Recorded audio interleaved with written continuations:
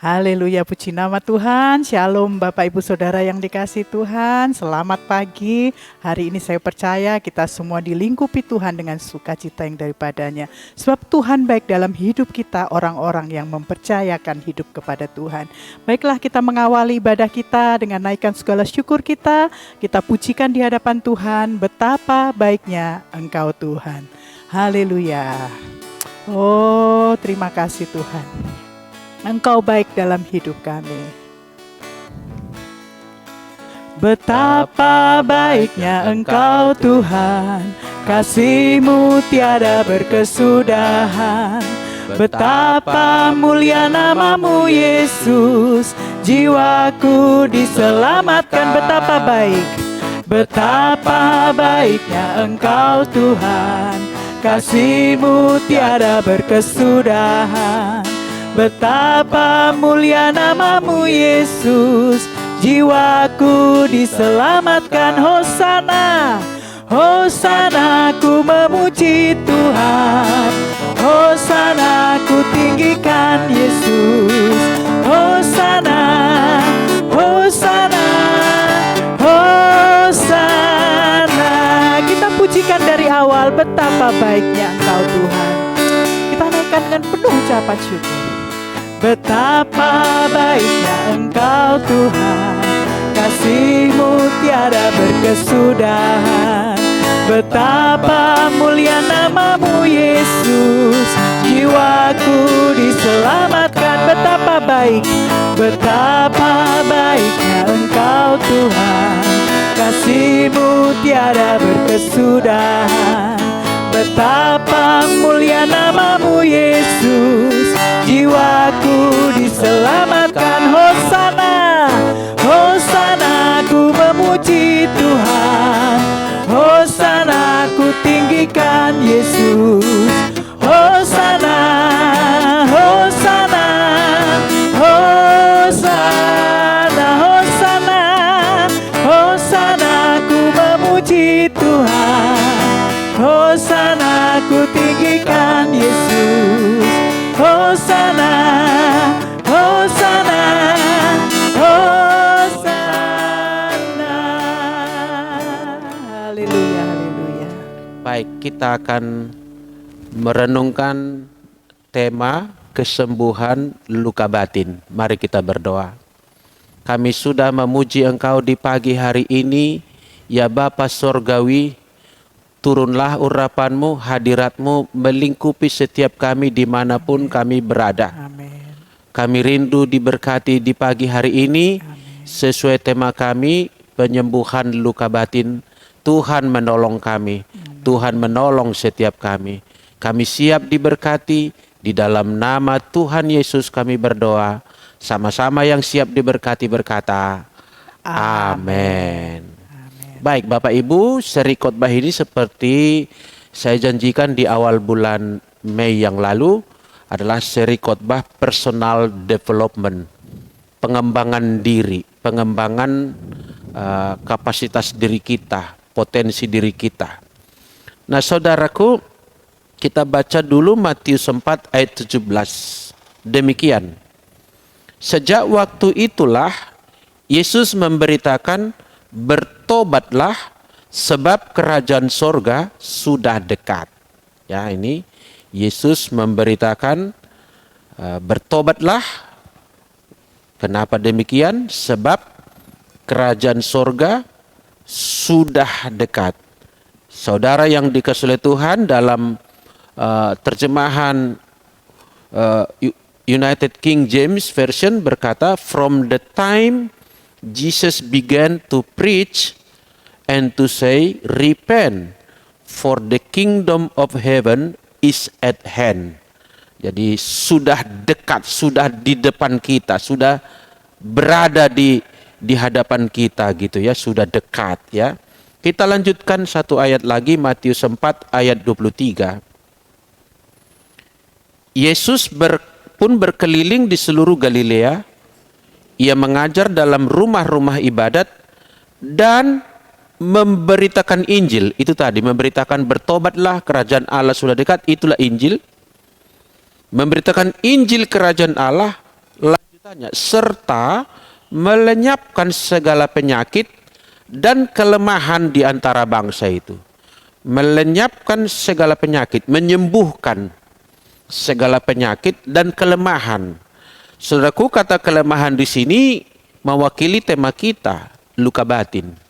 Termasuk juga kelemahan-kelemahan yang lain, kekurangan-kekurangan bawaan lahir, ya, disembuhkan dikatakan di situ. Nah, kita lihat dulu satu slide berikut ini. Saya di situ memunculkan istilah Kingdom of Heaven atau kerajaan sorga, atau sering juga disebut kerajaan Allah, is kingdom of healed people. Adalah kerajaan yang terdiri dari orang-orang yang sudah dipulihkan, saudaraku. Itu kerajaan sorga yang akan datang itu. Terdiri dari orang-orang yang sudah dipulihkan. Dosanya sudah disterilkan oleh darah Kristus. Lanjutan daripada penebusan di dalam darah itu, saudaraku, termasuk menyembuhkan luka batin atau melakukan suatu inner healing, penyembuhan di bagian dalam. Nah, di langit baru, bumi baru yang akan kita masuki kelak itu Nabi Yesaya bicara langit baru, bumi baru. Rasul Yohanes di Wahyu pasal 21 juga berbicara tentang itu. Dengan ibu kota Yerusalem baru yang digambarkan bagaikan pengantin yang berdandan cantik. Lihat ya, suasana negeri baru itu digambarkan seperti pengantin yang berdandan cantik, prima, perfect gitu ya. Maka di sana tidak ada lagi orang-orang yang berpenyakit, termasuk tidak ada lagi orang yang luka batin. Tidak ada lagi orang yang kepahitan, tawar hati, dan semua yang terangkum dalam istilah luka batin. Tidak ada lagi orang luka batin di kerajaan sorga. Tidak ada lagi orang cacat, tidak ada lagi orang yang berdosa. Sudah dipulihkan. Jadi jangan lupa, bukan saja dosa kita yang dibereskan oleh Kristus, tapi juga luka-luka batin yang ada pada kita. Nanti kita kenali apa itu luka batin. Ya. Sebab mereka sudah disembuhkan pada masa kehidupan sekarang. Bapak Ibu, penyembuhannya itu sekarang, penebusannya itu sekarang. Jangan dibayangkan nanti kita di sorga itu konseling lagi, jangan dibayangkan di sorga kita melakukan pelepasan lagi, bergumul lagi dengan luka-luka batin, tidak. Itu mestilah sudah healed, dipulihkan pada masa sekarang ini kita hidup. Jadi di sana nanti terdiri dari orang-orang yang sudah terpulihkan itu, sudah tahir, sudah mengalami recovery. Ya, saudara, Yesaya 60 ayat 18 sedikit menggambarkan suasana itu. Dikatakan Nabi Yesaya di sana, tidak akan ada lagi kabar tentang perbuatan kekerasan di sana. Jadi tidak ada lagi perbuatan jahat. Tentang kebinasaan, ya, tidak ada lagi kerusakan, kebinasaan atau keruntuhan. Termasuk di situ tidak ada lagi penderita batin, luka batin, tidak.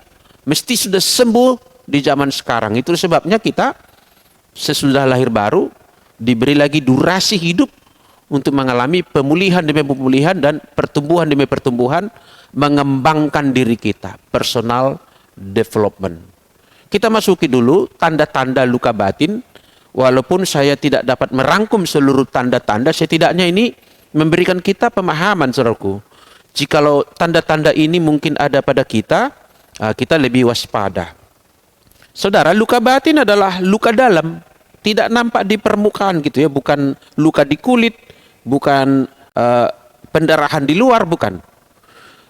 Tidak kasat mata, tidak terlalu terlihat gitu, dan seringkali tidak disadari bahkan oleh orang yang menderita itu.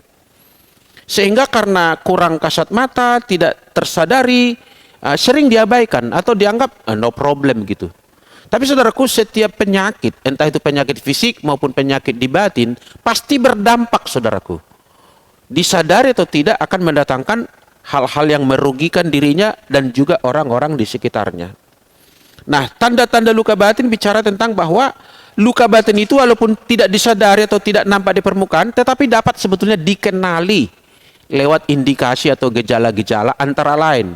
Yang pertama, saudaraku, Orang-orang yang luka batin itu salah satu cirinya adalah orangnya sensitif.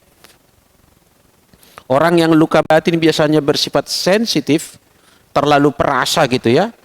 Misalnya mudah tersinggung, menangis, bergembira seketika, bisa berkata yang fatalistik gitu ya. Mudah marah terhadap hal-hal yang sebenarnya sepele. Bagi orang lain itu tidak persoalan, tapi bagi dia itu masalah. Kenapa? Karena ada luka di dalam yang membuat dia sangat sensitif terhadap keadaan di sekitar atau situasi yang dihadapinya. Jadi ini merupakan penanda kalau orang itu luka batin, karena lukanya tidak menganga di permukaan kulit, maka gejalanya ini yang kita lihat. Jikalau orang itu memang adalah orang yang mudah tersinggung, saya tidak berkata orang sama sekali tidak bisa tersinggung, tapi mudah tersinggung artinya hal yang tidak mestinya membuat dia tersinggung, dia tersinggung. Harga dirinya itu bisa up and down dalam waktu yang cepat berubah gitu ya.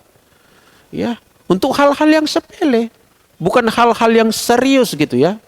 Hanya perkataan yang sepele, sikap orang yang mungkin juga orang itu tidak menyadari dia. Oh, orang itu bisa merasa sangat sensitif. Oh, aku ditolak, aku tidak dihargai, kehadiranku tidak diterima gitu ya. Sensitif sekali. Kurang dipuji dia langsung down. Bahkan kadang orang sensitif itu dipuji pun merasa terhina dia. Ya. Kita lanjutkan beberapa tanda luka batin yang berikutnya. Kecenderungan negative thinking. Berpikir yang negatif. Penderita luka batin mudah merasa bahwa dia dibicarakan orang, digujingkan. Dilihat orang selagi berbisik-bisik, dia pikir itu dia yang dibicarakan. Nah itu negative thinking. Negative thinking. Merasa ditolak, dan sering juga merasa dia itu adalah dikorbankan, dijadikan korban. Jadi dia seolah-olah melihat orang-orang sekitarnya selalu ingin menghancurkan dirinya gitu ya. Jadi negative thinking, padahal mungkin orang bermaksud menolong, tetapi dia salah menanggapi, salah berpikir ya. Dia pikir dia digujingkan. Kenapa demikian? Karena luka yang terdalam tadi, luka di dalam itu menjadi frame bagi dia untuk menilai orang lain dan situasi. Selalu diukur oleh rasa lukanya atau apa namanya itu, trauma di dalam. Sehingga dia akan itu menjadi lensa melihat, wah selalu dia sensitif sekali, oversensitif gitu ya, terhadap orang atau situasi. Yang berikut tanda-tanda luka batin, walaupun tentu perlu penelusuran saudaraku, bukan setiap kali ada tanda ini berarti orang luka batin, tapi ini merupakan petunjuk. Yang ketiga saya sebut, dia akan sering atau cenderung melukai saudaraku. Demi melindungi dirinya, orang yang terluka batin bisa bereaksi duluan, untuk membentengi dirinya, mengcover dirinya. Misalnya dia menebar ancaman kepada orang sekitar. Ya, jadi dia itu orang yang melukai sebetulnya. Dan memang itu teorinya saudaraku. Orang yang terluka dan tidak sembuh, pada gilirannya pasti melukai saudaraku. Perhatikan, orang yang terluka pasti melukai. Kalau dia tidak melukai orang di sekitarnya, dia akan melukai dirinya ke dalam. Misalnya menghakiminya, memaki dirinya, membunuh potensi yang ada padanya, enggan melakukan suatu hal yang sebetulnya baik, tapi dia, udahlah lebih baik saya biar hancur saja gitu ya. Dia melukai dirinya atau melukai orang di sekitarnya. Jadi orang yang terluka pasti melukai. Maka dia merupakan gejala saudaraku. Kalau di antara kita ada yang suka melukai dirinya, bukan melukai fisik ya, melukai termasuk tidak menghargai dirinya, mengejek dirinya sendiri, atau juga melukai orang lain lewat perkataan dengan sikap, itu merupakan petunjuk saudaraku bahwa orang itu sedang mengalami luka di bagian dalam, luka batin ya. Orang yang terluka tadi cenderung melukai. Yang berikutnya, yang tanda ini juga sulit mengampuni. Sukar sekali dia mengampuni. Mengingat kepahitan dia mudah sekali. Sangat kental ingatannya. Tetapi untuk melupakan ataupun melepaskan pengampunan dia suatu hal yang berat. Dia lebih suka menyimpan memori buruk dan menyimpannya seolah-olah itu menjadi harta berharga bagi dia. Jangan sampai dia lupa misalnya tentang kepahitan tertentu, peristiwa tertentu, orang-orang yang pernah membuat dia terluka atau tidak adil gitu ya. Dia ingat terus. Dan ini merupakan sebuah kebodohan, saudaraku. Kenapa? Sebetulnya cara orang keluar dari wilayah luka batin, mengalami kesembuhan dari luka batin, tidak harus mengampuni. Tapi sebaliknya orang yang terluka batin malah sukar mengampuni. Dan itulah pentingnya saya menyampaikan ini, agar kita tahu bahwa kita harus mempunyai fighting spirit dari dalam untuk melawan kecenderungan tadi yang ingin menyimpan kesalahan orang dengan berjuang untuk melepaskan pengampunan. Ya, kalau kita sendiri sudah diampuni, saudaraku, wah, kenapa kita menahan pengampunan yang harusnya kita berikan kepada orang lain? Dan sebetulnya kalau kita melihat dari sisi psikologi teologi, orang yang tidak mengampuni orang lain sebetulnya dapat dibaca dia belum beres pengampunan di hadapan Tuhan, belum tuntas. Sebab ukuran kita menerima dari Tuhan kasih karunia-Nya itu, ukuran itu juga terlihat dari bagaimana kita mentransmisikan itu, memberikannya, memanifestasikannya dalam kehidupan, termasuk memberikan pengampunan kepada orang di sekitar kita. Sukarnya mengampuni berarti dia sendiri juga mungkin belum beres dengan Tuhan. Nah, tanda luka batin yang berikutnya saya sebut cenderung orang itu antisosial. Antisosial artinya sukar bergaul atau tidak menyukai dunia sosial, sosialita gitu ya. Penderita luka batin cenderung menutup diri dari pergaulan. Dia tidak terlalu suka keramaian gitu ya, atau organisasi gitu. Karena dia trauma, dia takut terluka di wilayah itu nanti. Untuk menjaga dirinya, lebih baik dia mengisolasi diri, menutup diri. Kalaupun dia pergi bersosialita, nanti di sana dia akan hubungannya dingin, cuek terhadap sekitar, cenderung basa-basi atau hubungan yang minimalis, saudaraku. Sebab pada dirinya dia antisosial. Yang terakhir yang bisa saya sampaikan pagi ini, ia menyukai gerakan anti kemapanan. Ini salah satu tanda ya. Orang luka batin itu suka ya gerakan-gerakan anti kemapanan, reaksi-reaksi sosial dia sukai gitu ya. Anti pemerintah misalnya, anti kemakmuran misalnya. Kalau musik mungkin dia lebih suka, atau pergerakan dan musik underground gitu ya, suatu reaksi gitu ya. Orang yang terluka batin itu suka itu. Suka sekali dia gerakan anti kemapanan, dan cenderung mereka itu membangun solidaritas sesama. Jadi seperti burung yang sejenis akan hinggap di pohon yang satu, yang sama, tidak di pohon itu rupa-rupa burung sama-sama hinggap di situ, biasanya yang serumpun gitu ya, atau yang sama.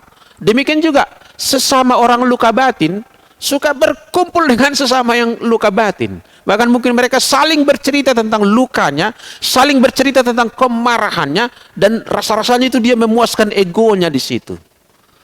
Menyukai juga sekte-sekte pemberontakan atau aliran-aliran yang mencurigakan atau miring-miring ajarannya gitu ya. Kita lihat slide berikut ini, hanya menampilkan gambar.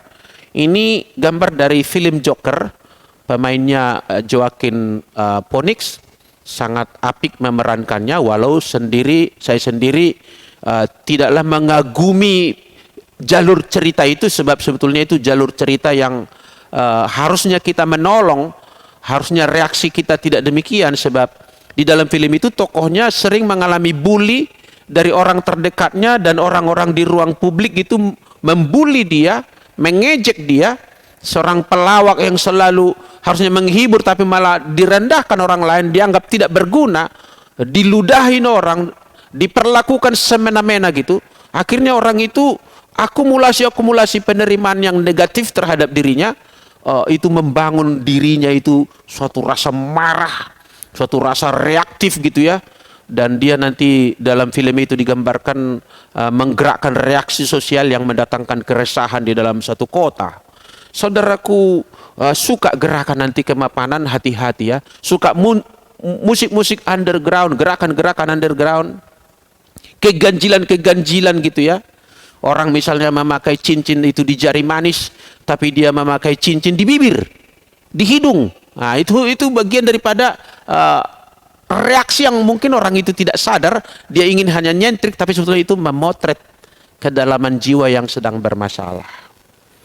Nah, saya tidak terlalu panjang lagi dengan tanda-tanda, coba kita masuki sedikit penyebab luka batin. Jadi tandanya perlu kita kenali, lalu kita telusuri kenapa orang mengalami luka batin. Khotbah saya ini saya siapkan memadukan teologi dengan psikologi, bahkan juga sedikit-sedikit unsur medisnya ada di situ. Jadi dalam penyelesaian kasus luka batin, memadukan atau integrasi antara teologi, psikologi dan psikologi medis gitu, itu sangat menolong ya. Ya. Banyak faktor yang bisa menyebabkan seseorang terluka batin. Banyak faktor, sangat banyak. Antara lain, pengalaman buruk tertentu bisa. Misalnya dikecewakan luar biasa dari orang yang sangat dia hormati, sangat dia percaya. Pengalaman kegagalan tertentu gitu ya, dia udah memaksimalkan usahanya, tapi nampaknya semua pintu tertutup bagi dia, tidak ada yang memberikan pertolongan atau memfasilitasi dia, itu dia bisa juga bereaksi jadi luka ke dalam ya, ke dalam dirinya atas kegagalan itu peristiwa tadi. Tetapi saya mau menyoroti penyebab luka batin terbesar ialah berakar dari kehidupan di masa kecil. Masa kecil di sini termasuk masa hidup di dalam rahim ibu masing-masing sekitar 9 bulan, dan masa sesudah lahir kira-kira sampai golden years. Ada yang menyebut 5 tahun, ada yang menyebut 6 tahun pertama kehidupan seseorang. Di situ potensi luka batin itu terbesar terjadi di situ. Nah, luka batin adalah trauma psikologis dan bisa juga psikosomatis, jadi gangguan di psikologi dia berefek kepada seolah-olah tubuhnya sakit, namanya psikosomatis ya. Akibat tergoncang dan karenanya kehilangan keseimbangan untuk bereaksi dengan benar. Akibat misalnya kejadian yang bertubi-tubi, akumulasi, kadang-kadang kejadian-kejadian kecil gitu ya, tapi bertumpuk-tumpuk, dan itu membuat dia luka batin dan sehingga kehilangan keseimbangan untuk menetralisir, bereaksi terhadap keadaan dan mengendalikan situasi. Nah, dalam satu ayat Kolose 3:21 misalnya, ini tentang lingkungan masa kecil kita ya. Di sana firman Tuhan berkata kepada orang tua ini, bahasanya demikian, "Hai bapak-bapak, janganlah sakiti hati anakmu supaya jangan tawar hati." Digunakan di sini istilah tawar hati, bahasa lain daripada luka batin. Jangan katanya sakiti. Harusnya orang tua melindungi, tapi cukup banyak kasus orang tua yang menorehkan luka. Pendidikan yang negatif, perlakuan yang negatif, bahkan ada anak-anak dari masa kecil mengalami abuse dari orang terdekatnya, mengalami pelecehan, mengalami bully, mengalami penolakan entah karena suku, karena agama, di lingkungan paling kecil di masa dia kanak-kanak, di masa sekolah masih usia dini gitu ya. Itu bisa mendatangkan luka batin, saudaraku. Luka batin biasanya, slide berikut ya, oleh peristiwa atau pengalaman, tidak oleh peristiwa pengalaman tunggal. Ya, menurut kajian saya, bukan karena satu kejadian tunggal, orang langsung luka batin. Tapi melainkan berulang-ulang, bertubi-tubi, atau mungkin terus-menerus, walaupun kejadian tadi adalah kejadian-kejadian kecil yang terdiri dari penolakan, konsisten terus terjadi penolakan, dia bisa luka batin. Pengabaian, misalnya orang tua mengabaikan, sesudah dilahirkan terlantar begitu rupa, tidak ada yang, padahal anak kecil itu butuh dekapan, butuh kasih sayang, tapi dia mungkin tidak mengalami itu. Maka saya melihat, saudaraku, cara Tuhan menyiapkan tokoh besar seorang Musa namanya, waktu dia masih bayi dibuang ke tepi sungai Nil, kemudian diadopsi oleh putri Firaun, Tahu nggak saudaraku, dengan kedaulatan Allah, nanti yang mengasuh Musa itu di istana Firaun adalah ibunya sendiri yang disodorkan oleh Miriam ketika dia bercakap-cakap dengan putri Firaun tadi. Artinya apa? Penting sekali peranan orang tua dalam masa kecil setiap orang anak, saudaraku. Sebab pengabaian itu bisa mendatangkan luka batin, diabaikan gitu ya. Penghinaan. Beberapa tokoh sejarah yang kita kenal ya, yang melakukan aksi-aksi antagonis yang luar biasa termasuk genosida, di masa kecil mereka mengalami penghinaan tertentu. Dihina, diejek, dibully. Waktu kecil dia belum bisa melawan, sesudah besar apalagi dia punya kekuasaan di tangannya, dia bisa mengeksekusi kumpulan kemarahan dia yang terjadi di masa kecil itu. Pengkhianatan dan ketidakadilan ya, ketidakadilan. Ada banyak anak diperlakukan tidak adil ya, satu orang anak disayang, satu orang anak ditolak. Nah, ini tidak adil ya. Jadi bisa orang tadi mengalami luka batin. Dan itu berarti kebanyakan kasus luka batin berkaitan dengan pengalaman domestik, saudaraku. Karena di masa kecil, domestik, bukan di luar, di lingkungan keluarga, di lingkungan inti. Beberapa penelitian mengkonfirmasi, saudaraku, saya pernah khotbahkan, hasil penelitian itu dikatakan bahwa 80% personality seseorang, bangunan kepribadian seseorang, sudah selesai sekitar 85% pada masa dari kandungan sampai usia 6 tahun. Jadi 6 tahun golden years, berarti sebelum memasuki usia SD kalau di Indonesia, orang itu sudah selesai kepribadiannya 85%. Betapa vital sekali, saudara, lingkungan domestik ini. Itulah sebabnya salah satu konsentrasi pelayanan gereja adalah layanan dan pemulihan keluarga. Sebab keluarga disitulah dibentuk seorang anak sekitar 80% pada usia pertama hidupnya, ya, 6 tahun pertama. Penting sekali wilayah itu. Lalu kita masuk pada poin kita yang terakhir. Dalam waktu yang singkat ini kita nggak bisa berpanjang-panjang. Maksud saya sampaikan ini untuk menyadarkan kita, dan manakala ada di antara kita melihat tadi ada tanda-tanda dan mengkonfirmasi penyebab-penyebab luka batin padanya, maka dia akan tahu apa yang harus dilakukan. Dan kalau membutuhkan bantuan orang lain, saudara bisa datang kepada kita di GBI via Mandarin Service ini. Ada banyak yang diperlengkapi spesialisasi pendidikannya di bidang pastoral counseling. Bu Gembala kita, Pak Andreas, Ibu Aryaning, Pak Cu Ayau, ada lagi Ibu Sylvia Wong, Ibu Jesselyn, juga kawan-kawan kita ada banyak sekali yang telah mendapatkan pendidikan yang spesialisasi di bidang pastoral counseling. Jadi do not worry ya, kita mempunyai banyak sahabat-sahabat yang bisa menolong kita. Hari ini saya memberikan wejangan-wejangan awal untuk memberikan wawasan kepada kita. Kita lihat proses penyembuhannya. Pertama, saya mau berkata kata kuncinya, tidak ada kesembuhan instan dalam luka batin. Penyembuhan segera tidak ada. Kalau mungkin panas tubuh kita, kita minum pil siang ini, barangkali nanti sore udah turun panasnya, udah selesai demamnya gitu ya. Tetapi dalam kasus luka batin, pada umumnya tidak selesai secara kilat atau secara waktu cepat. Butuh proses, saudaraku.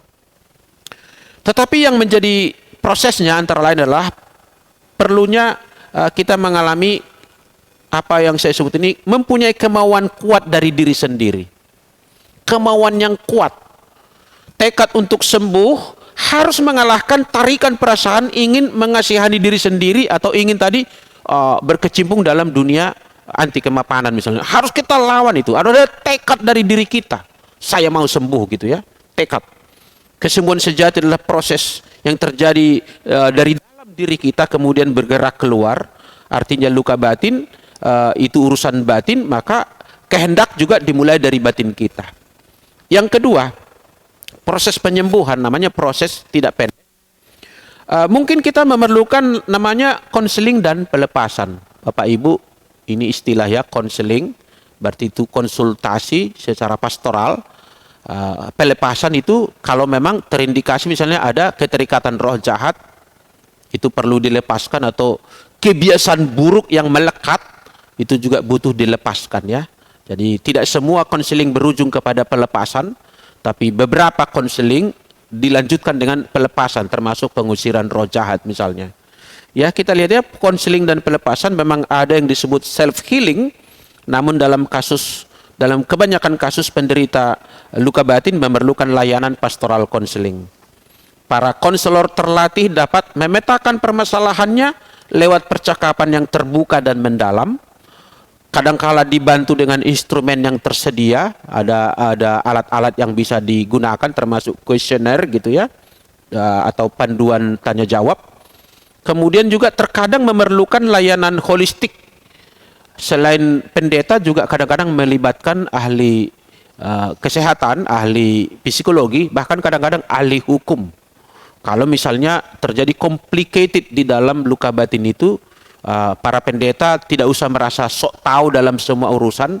Kadangkala kita harus mengundang partisipasi pakar-pakar di bidang yang lain untuk mendampingi atau menjadi tim kita dalam melakukan pelayanan konseling terhadap orang yang luka batin, saudaraku.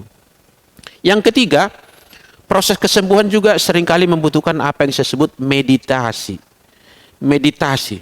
Saudara, sebaik apapun terapi yang diperoleh melalui konseling dan pelepasan, pada akhirnya kesembuhan total, lihat ya, kesembuhan total hanya akan terjadi kalau kita mempunyai me and God time, atau me time with God, keberduaan dengan Tuhan. Enggak boleh kita hanya bersandar kepada nasihat orang lain. Kita sendiri harus berhadap-hadap dengan Tuhan.